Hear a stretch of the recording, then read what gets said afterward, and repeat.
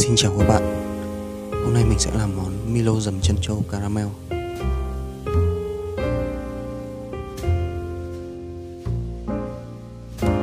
Đầu tiên mình sẽ làm bánh caramel trước. Bánh caramel, pudding trứng hay còn gọi là bánh flan.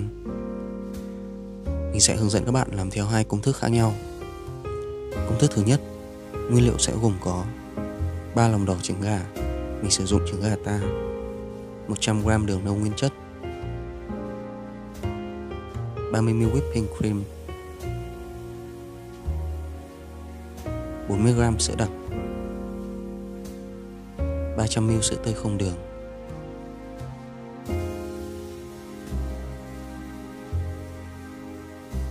Cách làm như sau. Đầu tiên, mình sẽ tiến hành thăng đường. Đường nâu mình đưa lên chảo.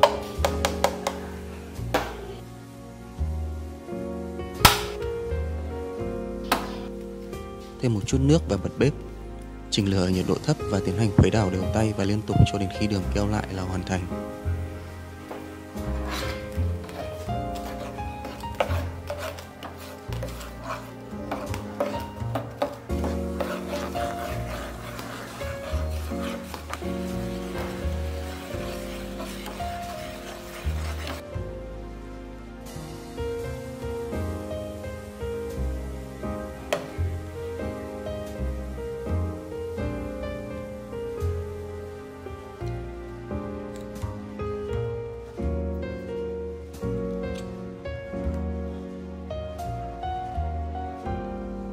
Sau đó, mình chia đường ra các hũ nhỏ.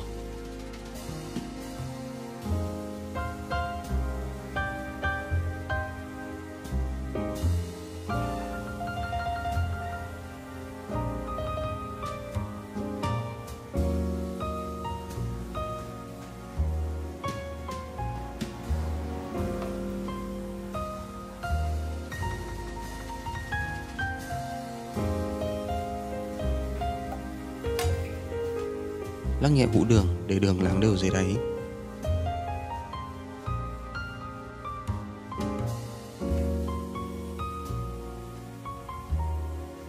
Như vậy là xong.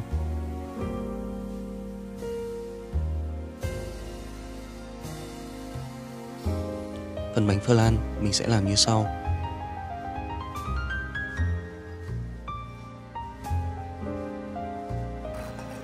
Đập 3 quả trứng gà, cắt lấy lòng đỏ và bỏ đi lòng trắng.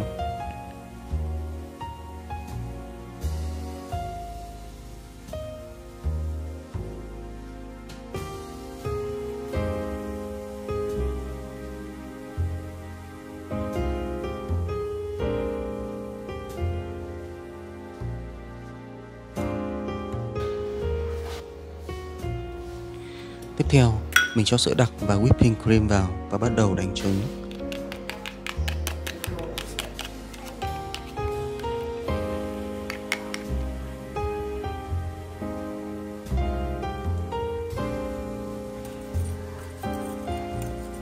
Đánh kỹ trong khoảng 3 phút.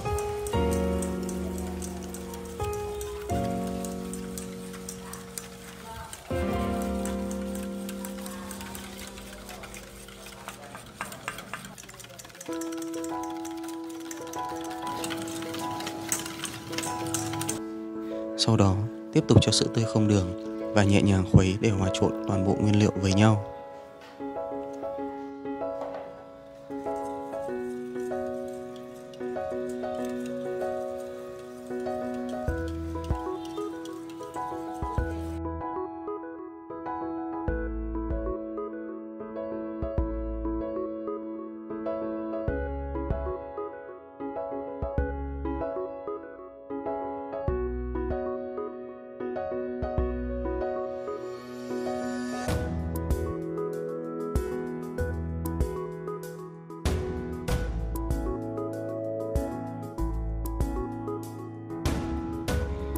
Tiếp theo, mình nhẹ nhàng rót hỗn hợp vào những chiếc hũ đã có sẵn đường đen trước đó.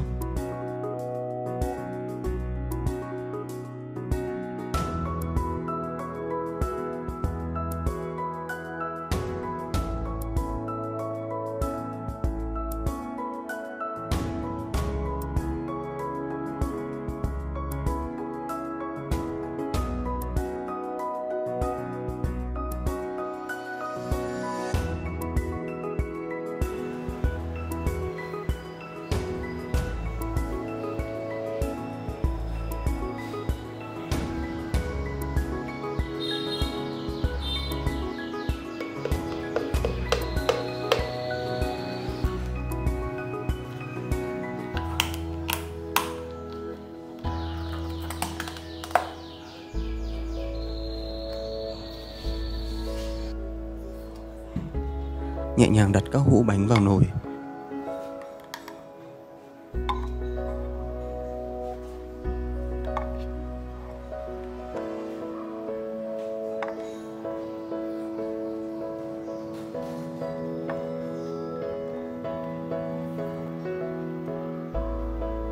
Sau đó rót nước nóng ngập 1/2 hũ bánh.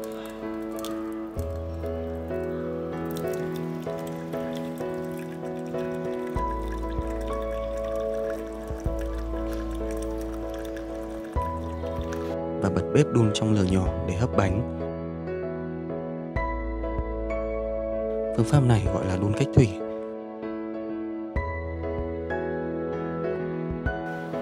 Và mình sẽ hấp bánh trong thời gian 30 phút.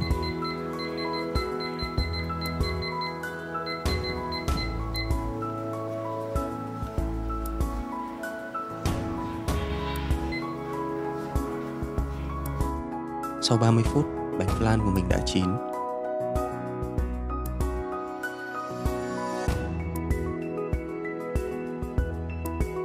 Ta có thể kiểm tra bằng cách sử dụng một chiếc tăm.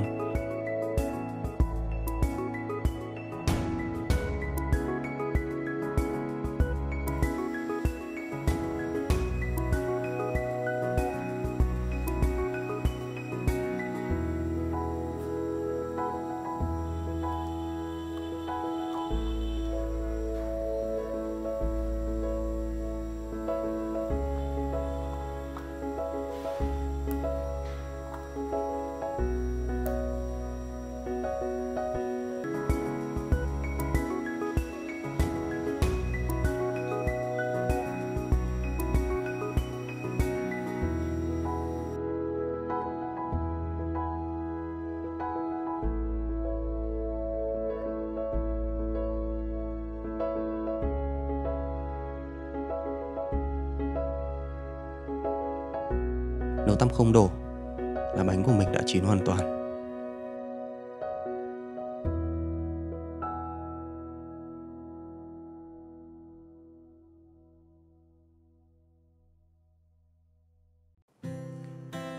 Công thức thứ hai, nguyên liệu sẽ gồm có một là gelatin,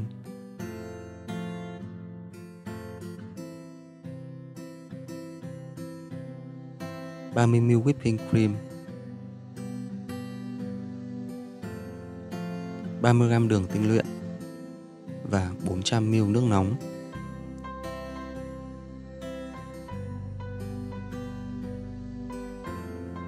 Cách làm của công thức này thì đơn giản hơn rất nhiều. Là gelatin mình ngâm trong nước cho lá mềm ra, 50 g bột pudding trứng. Sau đó trộn bột pudding trứng cùng với đường kính trắng.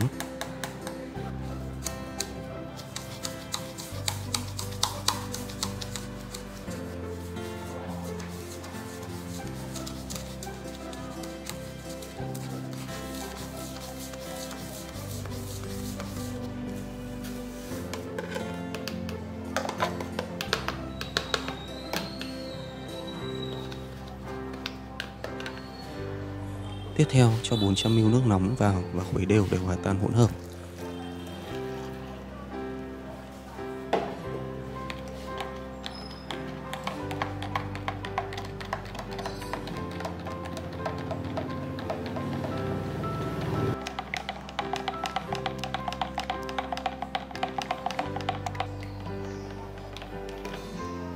Tiếp theo, vớt lá gelatin ra cho vào và tiếp tục khuấy hòa tan gelatin.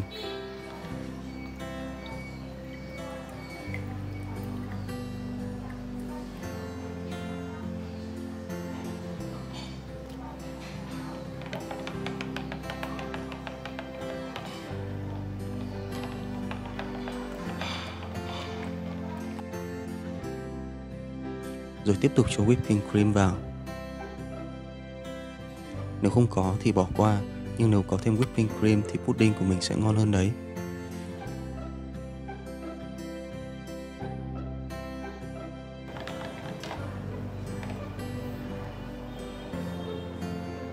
Và cuối cùng mình rót hỗn hợp ra chiếc khuôn silicone có hình miếng phô mai này.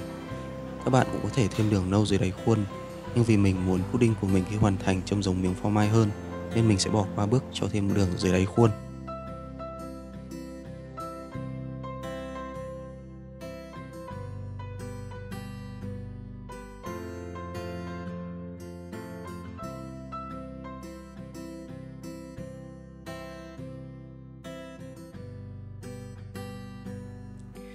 Đợi cho đến khi hỗn hợp nguội rồi mình đưa vào ngăn mát tủ lạnh để khoảng 30 phút là hoàn thành.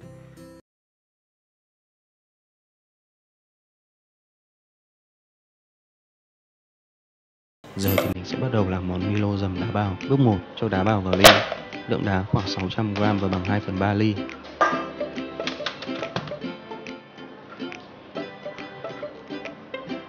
Bước 2, cho 40g sữa đặc.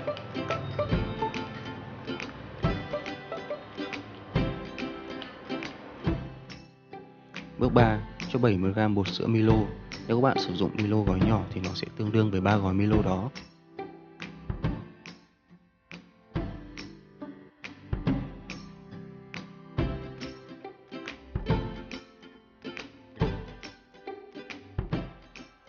Bước 4, topping trân châu đường đen. Bước 5, topping pudding trứng lên trên.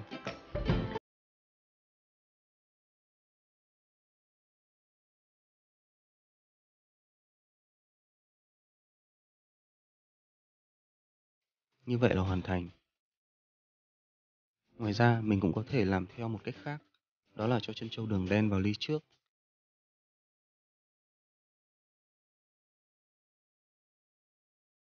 Sau đó cho đá bào, cho sữa đặc, bột sữa Milo,